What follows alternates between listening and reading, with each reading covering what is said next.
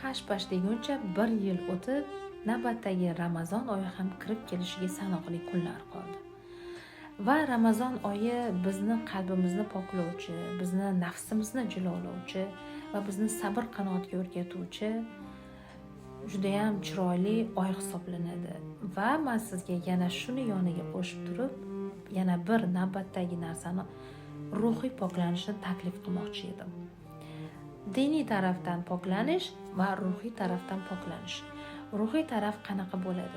Hattoki dinimizda ham araz 3 kungacha bo'ladi.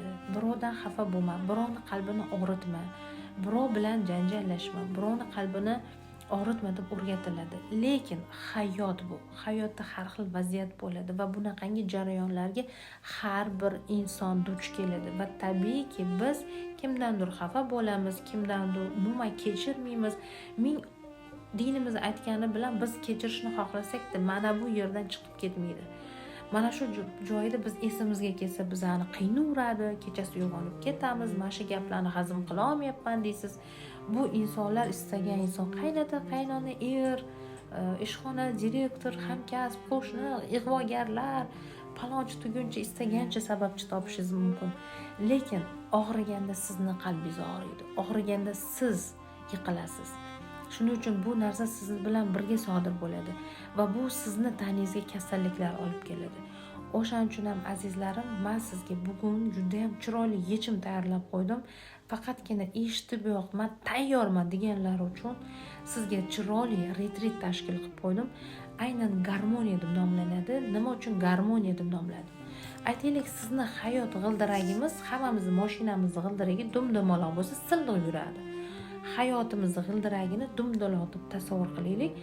Har biri 100% to'g'ri bo'lsa, oilasiz 100% qoniqasiz, sog'liq 100%, pul, davlat, sayohat, karyera hammasi 100% qoniqsangiz, sizga demak mana bu dumaloq g'ildiragingiz dumaloq hisoblanadi. Endi agarda siz bu hayot g'ildiragida, misol uchun siz sog'liq o'zingizdan 50% qoniqasiz, oilangizda 50%, 20%, sog'liqda 30%, pulda 10% bo'lsa, g'ildiragingiz qiyshayib ketadi va siz balansni yo'qotasiz. Nima uchun aynan garmoniya deb nomladim bu retritimni? Siz mana shu qiyshiq g'ildiragingizni to'g'rilab 2026-yilda Ramazondan oldin silliq qilishingiz uchun 13-14 fevral kuni 1 sutka retrit bo'ladi Xumsonda villada.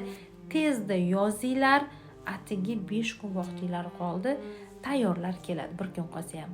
Hammalarni men Gulnora Sobitova kutib qolaman, psixolog.